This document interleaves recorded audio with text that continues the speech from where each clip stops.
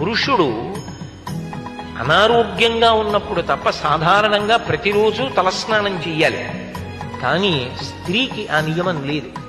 3 మాటలు నీళ్లు చల్లుకుంటే ఆమె తలస్నానం చేసినట్టే. అన్ని వేళలా తలస్నానం చెయ్యాలని నియమం ఏం లేదు.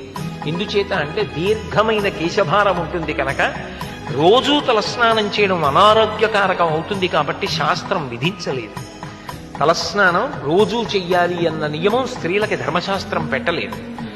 కానీ ఆమె పూజ చెయ్యాలని కూడా పెట్టలేదు.